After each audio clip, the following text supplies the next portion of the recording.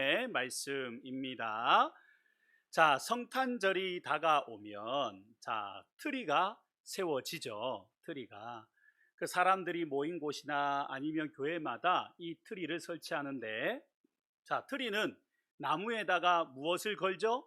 전구도 걸고 그리고 선물도 걸어두고 하잖아요, 그죠?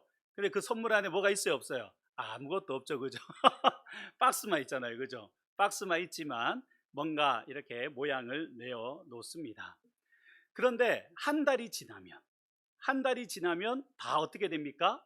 모든 장식이 어디에 담겨요? 박스, 상자에 담기게 되고, 나무는 다시 어디로 들어가요?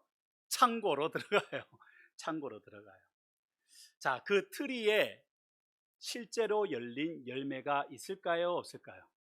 없어요. 없어요. 반대로 가수원에 있는 사과나무는 어떨까요? 아니면 복숭아 나무는 어떨까요? 겨울에는 앙상합니다. 앙상합니다. 그런데 해마다 진짜 사과 또는 복숭아가 열리죠. 열리죠. 오늘 갈라디아서 5장은요, 성령의 열매가 있는 잘 알려진 본문입니다. 그 5장이 우리에게 이렇게 질문을 하네요. 우리 신앙은 매다는 신앙입니까? 열리는 신앙입니까? 트리에 전구를 매다는 그런 신앙입니까? 아니면 사과나무와 복숭아나무처럼 실제로 열매가 열리는 신앙입니까? 라는 질문을 하고 있습니다. 오늘 이 고민을 가지고 말씀을 함께 나누도록 하겠습니다. 자, 갈라디아 교회는요, 바울이 복음을 전하여서 세워진 교회입니다. 저들은 분명히 성령을 받았고요, 그리스도께서 자유롭게 하셨다는 그 말씀을 들은 사람들입니다. 들은 사람들입니다. 그런데 그 교회가 무너지고 있어요. 무너지고 있어요. 한쪽에서는 말합니다. 예수님 믿는 것만으로는 부족해. 할례를 받고 율법을 지켜야 진짜 하나님의 백성이야. 성도들은 왜 여기에 흔들렸을까요? 바로 눈에 보이는 표시가 갖고 싶었기 때문입니다. 내가 하나님의 백성이 맞는지 확인해 줄 도장이 필요했던 거죠. 믿음은 눈에 안 보이는데 할례는 눈에 보이잖아요. 보이잖아요. 이게 한쪽입니다. 그럼 반대편이에요. 다른 한쪽이 또 말해요. 우리는 자유하니 뭘 해도 상관없다. 어떻습니까? 이거는 맞을까요? 이것도 뭔가 좀 찝찝하다, 그죠? 찝찝하다, 그죠? 그 결과가 어디에 나오냐면 15절이에요. 5장 15절. 자, 같이 읽을까요? 시작. 만일 서로 물고 먹으면 피차 멸망할까 조심하라. 자, 교회 안에서 실제로 이런 일로 인해 서로를 물어뜯고 있었던 거예요.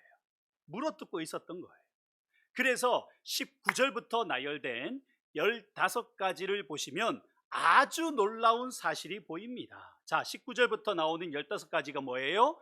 음행, 더러운 것, 호색, 우상 숭배, 주술, 원수 맺는 것, 분쟁, 시기, 분냄, 당짓는 것, 분열함, 이단, 투기, 술취함, 방탕함, 또 그와 같은 것들, 또 그와 같은 것들 빼고 방탕함까지가 15가지잖아요. 그죠? 자, 그 중에서 20절에 나오는 것들 보면, 자, 원수 맺는 것, 분쟁, 시기, 분냄, 당짓는 것, 분열함, 이단, 투기, 이 15개 중에 8개가 사람과 사람 사이가 깨지는 죄에 대한 부분인 것이죠. 그래서 바울이 15절에 만일 서로 물고 먹으면 피차 멸망할까 뭐해라? 조심하라라고 얘기를 했던 거예요.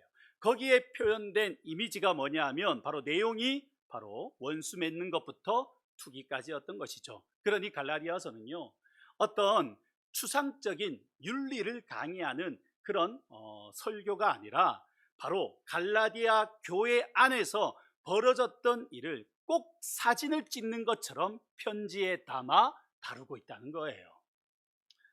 여기서 반드시 짚고 가야 할 단어가 나옵니다. 바로 육체라는 단어예요. 육체. 원어로는 사르크스라고 하는데요. 보통 육체의 소욕이라고 하면 우리는 뭘 생각합니까? 몸의 본능, 그죠? 본능 정도만 생각을 하잖아요. 그런데 바울이 말하는 육체는요, 훨씬 더 넓은 개념입니다. 넓은 개념입니다. 바울이 말하는 육체란 뭐냐 하면 하나님 말고 내가 마지막으로 붙드는 손잡이. 내가 마지막으로 붙드는 손잡이를 뭐라고 하냐면 육체다라고 얘기를 해요. 육체다. 자, 우리 11주차에서 나눴죠. 그죠? 가인은 두려웠어요. 그래서 뭘 쌓았습니까? 성을 쌓았죠. 그죠? 성벽을 쌓았습니다. 자, 하나님이 주신 표가 있었어요, 없었어요?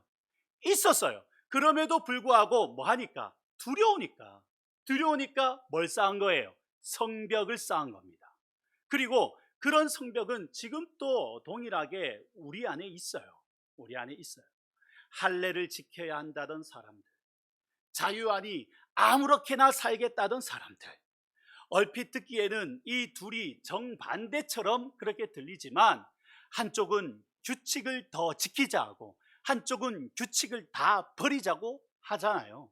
그런데 바울은 둘 다 뭐라고 부르냐 하면 육체라고 부르는 거예요. 둘 다 육체라고 부르는 거예요. 왜 그럴까요? 자, 가인의 성벽을 다시 생각해 봅시다. 한 사람은 성벽을 더 높이 쌓느라 땀을 흘려요. 그런데 다른 한편에 있는 사람은요, 그 성벽 안에서 마음껏 놀고 있습니다. 마음껏 놀고 있습니다. 자, 한쪽은 성벽을 쌓고 한쪽은 성벽 안에서 놀아요. 정반대처럼 보이죠. 그죠? 정반대처럼 보이잖아요. 정반대처럼. 그런데 두 부류 다 성 밖으로는 한 발짝도 나와요, 안 나와요? 안 나와요. 둘 다 하나님이 아니라 뭘 믿고 있는 거예요? 자기 성벽을 믿기 때문입니다. 그래서 우리 눈에는 정반대처럼 보이는 사람들이라 할지라도 저들의 뿌리는 같다 다르다. 같다. 내 인생은 내가 책임진다. 내 인생은 내가 책임진다. 라는 것이기 때문이라는 거죠. 그리고 바울이 이 목록 끝에 무엇을 걸어둡니까? 21절 끝에 보시면 이런 일을 하는 자들은 하나님의 나라를 유업으로 받지 못할 것이요 라고 말씀을 합니다. 그러니 육체는 그저 나쁜 버릇이 아니에요. 육체는 그저 나쁜 버릇이 아니에요. 육체는 나라의 문제입니다. 자, 나라가 뭡니까? 어느 장소예요?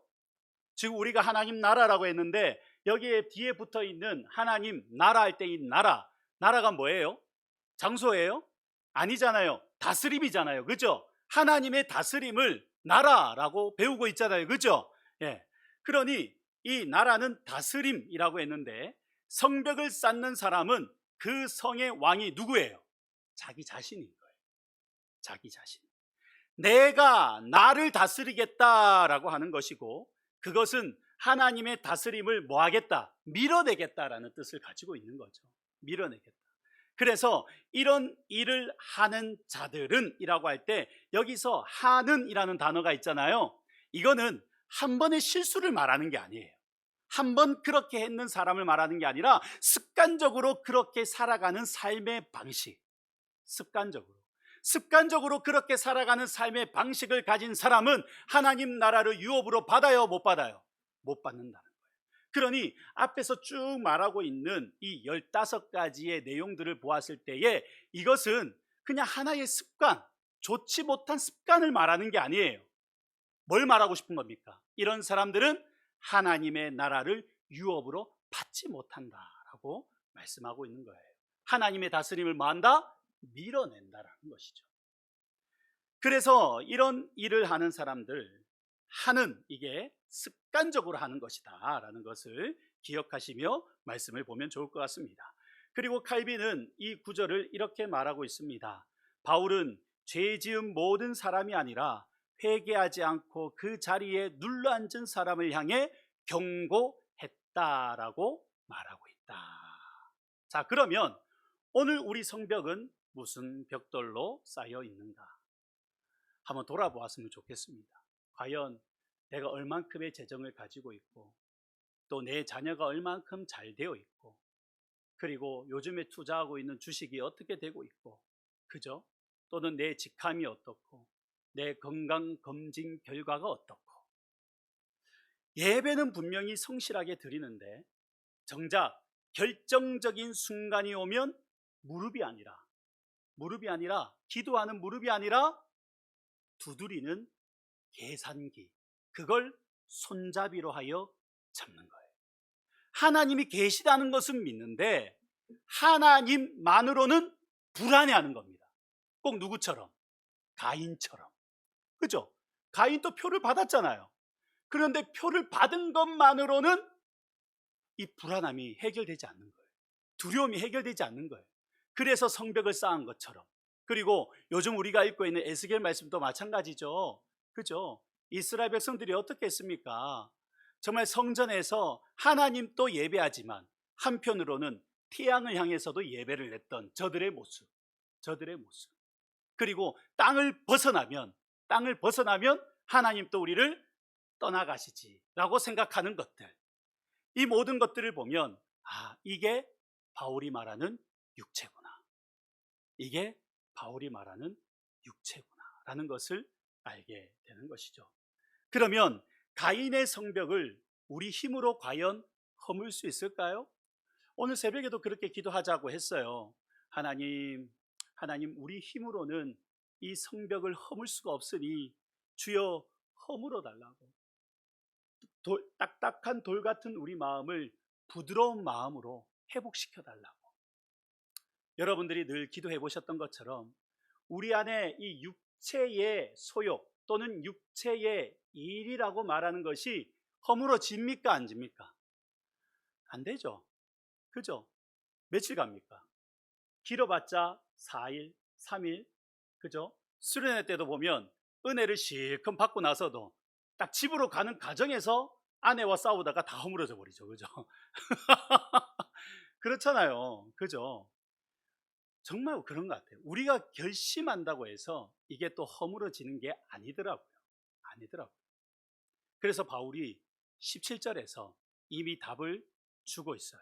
5장 17절 다시 한 번 더 읽도록 하겠습니다. 육체의 소욕은 성령을 거스르고 성령은 육체를 거스르나니 이 둘이 서로 대적함으로 너희가 원하는 것을 하지 못하게 하려 함이니라. 아멘. 자, 마음은 원해요, 안 원해요? 원해요. 그런데 돼요, 안 돼요? 안 돼요. 이번에는 참여하지 결심하고 나온 그 자리에서도 또 똑같은 말을 내뱉습니다. 성벽을 쌓은 사람이 자기 손으로는 그 성벽을 헐 수가 없는 것이죠. 그래서 우리에게는 뭐가 필요하냐 하면 복음이 필요한 거예요. 복음. 내가 하나님을 등지고 쌓아 올린 그 성벽의 값을 누가 치러주신 겁니까? 예수님이 치러주셨잖아요. 하나님의 아들이 성 밖으로 끌려 나가셔서 사람들이 가장 수치스럽게 여기던 십자가에 달리셨고 아버지께 버림받으셨잖아요. 내가 받아야 할 심판이 예수님께 떨어진 거예요. 그리고 3일 만에 살아나셔서 하늘과 땅의 모든 권세를 가지신 왕이 되셨습니다. 그래서 갈라디아서 2장 20절에 이렇게 말씀하고 있는 거예요. 내가 그리스도와 함께 십자가에 못 박혔나니. 자, 이 문장은요 뭘로 쓰였냐면 수동태로 쓰여졌어요. 못 박혔나니. 그죠? 수동태로 쓰여졌습니다. 내가 한 일이 아니라 나에게 뭐 된 일이라는 거예요? 행해진 일이라는 거예요. 행해진 일. 그리고 갈라디아서 3장 2절에 보면 너희가 성령을 받은 것이 율법의 행위로냐 혹은 듣고 믿음으로냐 라고 말씀을 하고 있어요. 성령을 율법의 행위로 받았느냐 듣고 믿음으로 받았느냐. 우리는 아무것도 하지 않았을 때 그냥 뭘 듣고 복음이라는 것을 듣고 받았던 거예요. 성령님은 예수님이 십자가에서 이루신 그 일을 오늘 내 안에 적용하고 계시는 것입니다. 자, 그렇다면 여기까지 한번 정리를 해보도록 할게요. 자, 성벽은 누가 허무셨어요? 예수님이 허무셨어요. 그 일을 오늘 내 안에 실제로 적용하시는 분이 누구세요? 성령님이세요. 그래서 우리에게 나오는 것은 일이 아니라, 육체의 일이 아니라 뭐예요? 열매인 겁니다. 열매. 그래서 바울은요, 이 단어를 아주 정교하게 사용합니다. 어떻게? 육체에 대해서는 일이라고 표현하고 있거든요. 그죠? 성령에 대해서는 뭐라고 표현해요? 열매라고 표현합니다. 자, 그리고 육체에 일할 때 이 일은 복수로 일들이라고 쓰여져 있고, 순서도 아주 뒤죽박죽으로 막 쓰여져 있어요. 그리고 끝에는 뭐라고 되어 있냐면 또 그와 같은 것들이라라고 되어 있는 것이죠. 바로 죄의 혼란 그대로입니다. 그런데 성령의 열매는 원어를 보면 단수로 쓰여져 있어요. 단수로 한 가지의 열매라는 겁니다. 비록 9가지의 열매를 말한 것처럼 보여서 복수처럼 보이지만 실제로 이 열매는 단수이라는 것이죠. 그리고 열매를 세씩 묶을 수가 있어요. 자, 앞에 사랑과 희락과 화평은 하나님을 향한 태도를 말하는 것이고, 오래 참음과 자비와 양선은 사람을 향한 태도를 말하는 것이고, 충성과 온유와 절제는 바로 나 자신을 향한 태도를 말하고 있는 것입니다. 이걸 우리는 뭘 받은 거예요? 선물로 받은 것이죠. 내가 맨 것이 아니라 우리가 받은 것이잖아요. 그죠? 선물로 받은 것입니다. 그러니 일이라고 함은 사람이 손으로 만들어내는 자기 작품이에요. 자기 작품. 하지만 열매라고 말하는 것은 나무의 생명에서 열린 것을 말하는 것이죠. 사과나무가 사과를 만들지 않아요. 사과나무는 사과를 그저 맺을 뿐이죠. 맺을 뿐이죠. 사과를 막 이렇게 가지로 막 이렇게 해가지고 뭐 쪼물딱쪼물딱거리면서 만드는 게 아니잖아요. 그죠? 사과나무에 사과가 맺을 뿐인 것이죠. 맺을 뿐인 것이죠. 그런데 열매는 선물이다라는 이 말씀을 들으면요, 우리 마음이 곧바로 두 갈래로 딱 갈라지는 거예요. 왜냐하면 선물이라는 말이 어떤 사람에게는 불안이 되고 어떤 사람에게는 핑계가 되기 때문입니다. 그래서 우리는 꼭 한쪽으로 이렇게 미끄러지게 되는데요, 한쪽 끝에는 이런 사람이 있습니다. 열매를 맺어야 한다는데 내 안에 사랑이 없구나, 더 노력해야지, 그러면서 꼭 트리에 이 전구나 그 장식품 있잖아요, 그거를 맬 때 뭘로 매요? 철사로 매잖아요. 그죠? 가지가지마다 철사로 이렇게 감잖아요. 그죠? 그렇게 감는 것처럼 내 안에 사랑이 없구나, 내가 더 노력해서 맺어야지 하며 사과를 철사로 이렇게 매답니다. 자, 멀리서 보면 뭐 같아요? 열매 같아 보이죠?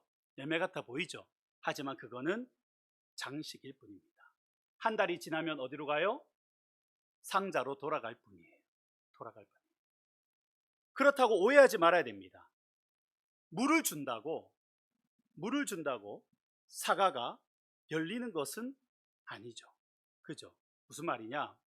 반대쪽 끝에는 이런 사람이 있죠.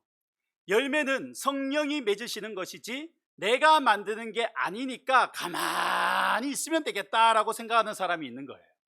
그래서 나무를 심어 놓고 물 한 번도 주지 않고 아무 소망 없이 세월만 보내는 사람이 있는 거예요.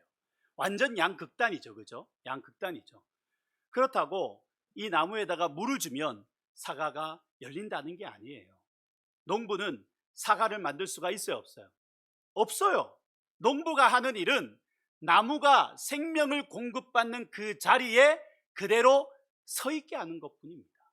서 있게 하는 것뿐입니다. 물을 주는 것은 열매를 제작하는 작업이 아니라 생명이 흐르는 자리에 나를 갖다 두는 일이라는 것이죠. 그러니 더 노력하자. 또는 성령님이 알아서 하시겠지, 난 가만히 있어야지. 이 두 사람이 정반대로 있는 것 같지만 결국 결론은 같습니다. 뭐가 없어요? 둘 다 열매가 없어요. 열매가 없어요. 그래서 본문은 이 균형을 문법으로도 잘 못 박아뒀어요. 5장 18절에 보시면 성령의 인도하시는 바가 되면이라고 되어 있죠. 이거는 수동태입니다. 목자가 양을 이끌고 바람이 배를 밀고 가는데 쓰는 말입니다. 주도권은 철저히 누구에게 있다는 거예요? 성령님께 있다는 거예요. 그런데 16절에 보시면 성령을 따라 뭐 해라고 되어 있어요? 행하라고 되어 있어요. 이거는 능동태입니다. 지금 또 계속 걸으라는 현재 명령인 거예요. 인도하시는 분은 누구세요? 성령님이세요. 걷는다는 것은 누구예요? 우리입니다. 그러니 순서를 뒤집으면 율법주의가 되는 것이고 뒷부분을 지워버리면 나태가 되는 거예요. 나태가 되는 거예요. 24절도 마찬가지입니다. 자, 그 정욕과 탐심을 십자가에 뭐 했다? 못 박았느니라 라고 되어 있잖아요. 그죠? 못 박았느니라. 자, 24절은 능동태입니다. 그런데 2장 20절을 보시면 내가 그리스도와 함께 십자가에 못 박혔나니 라고 되어 있잖아요. 그럼 20절은 뭐예요? 수동태입니다. 예수님이 나를 위해 못 박히신 그 십자가에 이제 내가 내 성벽을 못 박아 올렸다라는 것을 말하는 것이죠. 그러니 십자가형은 서서히 그러나 확실하게 죽는 형벌이었어요. 그래서 군병들이 그 앞을 지켰습니다. 아무도 못 박힌 자를 내려오게 하지 못하도록 지키고 있었던 것이죠. 왜? 서서히 죽다 보니까 누군가가 뭐 이제 죽었으니까 우리는 철수하지 뭐 했을 때 누군가가 내려서 그렇게 하면 살 수도 있으니까 지켰던 거예요. 지켰던 거예요. 참된 성도는 바로 이거입니다. 이미와 아직 사이에 우리가 살고 있기 때문에 이 땅에서 육체를 완전히 없애지는 못하지만 못 박아두고 숨이 끊어질 때까지 그 자리에 두기로 결단한 사람, 바로 그 사이에 살고 있는 사람이라는 거예요. 그래서 늘 말씀드리는 거지만 너무 한쪽에 극단으로 치우치는 것은 이단에 빠질 확률이 너무 높습니다. 네, 너무 높습니다. 오늘 또 갈라디아 교회가 둘 다 싸우고 있었던 게 그거잖아요. 그죠? 할례 받아야 돼. 아니야, 우리는 다 자유로워졌어. 그거 안 지켜도 돼. 근데 둘 다 열매가 있어요, 없어요? 없어요. 결국은 나라는 이 성벽에 둘러싸여서 밖으로 나가지 못하는 사람일 뿐이라는 것입니다. 우리는 그 사이에 살고 있는 자들이에요. 그럼 오늘 말씀을 어떻게 적용하면 좋을까? 첫째는 못을 다시 뽑지 말자는 겁니다. 우리는 성벽, 나의 성벽이라는 것을 못 박아 놓고도 자꾸 그 앞을 서성입니다. 왜? 아쉽기도 하고, 그래서 만져보기도 하고, 슬쩍 내려보기도 하고, 그렇게 합니다. 오늘 이 말씀 시간이 마치고 기도할 때에 그렇게 기도했으면 좋겠어요. 하나님, 내 안에 여전히 이런 성벽들이 있습니다. 하나님만 의지해야 되는데 하나님 외에도 다른 것도 의지하는 성벽들이 있습니다. 주님, 이 성벽 못 박힌 채로 주님 앞에 내어드리게 하여 주십시오. 내어드리게 하십시오 라고 기도할 수 있는 그런 우리가 되었으면 좋겠고요. 둘째는 인도를 구하고 그 다음에 걷자는 겁니다. 성령님의 인도하심이라는 것은 매번 신비한 음성으로만 오지는 않습니다. 성령님은 우리의 이성과 상식을 무시하지 않으세요. 주님 앞에 무릎 꿇고 성령의 도우심으로 말씀도 읽고 그러고 나서 판단하고 결정하는 그 모든 과정에 개입해 주시는 분이십니다. 그러니 신앙의 성숙은 열정이나 경력이나 직분으로 재는 게 아니죠. 얼마나 깊이 성령의 인도하심을 받는 삶을 사는가, 그게 척도라는 거예요. 그러니 우리는 무릎을 꿇어야 됩니다. 그리고 일어나 실제로 걸어야 됩니다. 일터에서는 아무도 모르게 넘어갈 수 있는 일을 손해를 보더라도 있는 그대로 처리하는 겁니다. 내 자리를 지키려고 쌓아 올린 성벽을 낮추는 것이죠. 가정에서는요, 내 말이 옳다는 걸 증명하려던 그 입을 다물고 가족의 말을 들어주는 것입니다. 내 방식대로 다스리겠다는 그 성벽을 한 뼘 낮추는 것이죠. 어때요? 거창한 겁니까? 아주 일반적인 겁니까? 일반적인 겁니다. 지금 갈라디아 교회를 향해 바울이 쓰고 있는 것은 뭔가 거창한 일이에요? 아니에요. 저들이 싸우고 있는, 분쟁하고 있는, 다투고 있는 그 일, 소소한 그 일들 가운데 그걸로 인해 교회가 무너질 수 있다. 그걸로 인해 교회가 무너질 수 있다. 그 소소한 삶 가운데 하나님의 다스림 속에서 살아가라 라는 것이었잖아요. 그죠? 이것이 바로 뭐예요? 걷는 겁니다. 걷는 겁니다. 우리 힘으로는 열매를 맺을 수 없어요. 그러나 나를 대신에 못 박히신 예수님이 이미 왕이 되셨고, 그 왕이, 그리고 내 안에 계시는 성령님이 오늘 또 우리를 인도하고 계십니다. 내가 왕 노릇하려고 쌓았던 성벽은 십자가에 못 박혔고, 이제 우리는 참된 왕의 다스림 아래에 있게 된 것이죠. 그러니 인도하시는 분이 계시니까 우리는 뭐 하면 돼요? 걸으면 됩니다. 걸으면 됩니다. 그러니 그 걸음마다 뭐가 열리는 거예요? 성령의 열매가 열리는 겁니다. 그러니 처음에 질문했습니다. 나는 매다는 신앙입니까? 아니면 열리는 신앙입니까? 다행히 이 질문의 답은요, 우리가 얼마나 애썼느냐에 달려있지 않아요. 누구의 인도를 받아 걷고 있느냐에 달려있는 것입니다. 그러니 인도하시는 분은 성령님이시고 걷는 것은 누구예요? 우리라는 거예요. 그러니 우리가 그 안에 인도함을 받고 거하는 자리에 있는 것 중요해요, 안 중요해요? 중요합니다. 그래서 이 예배 자리가 중요하고 기도의 자리가 중요합니다. 그리고 여러분들의 삶의 자리에서도 그러한 자리가 중요합니다. 중요합니다. 그러면 그렇게 걷다 보면 나를 인도하고 계시는 왕이신 주님이 나의 걷는 걸음 속에서 열매를 맺게 하시는 거예요. 그 맺는 열매가 뭐가 되는 거예요? 하나님 나라가 확장되는 것이 아니겠습니까? 성령님이 우리를 세밀하게 인도하고 계심을 믿고 살아가는 우리 귀한 성도들이 되시길 예수님 이름으로 축원합니다.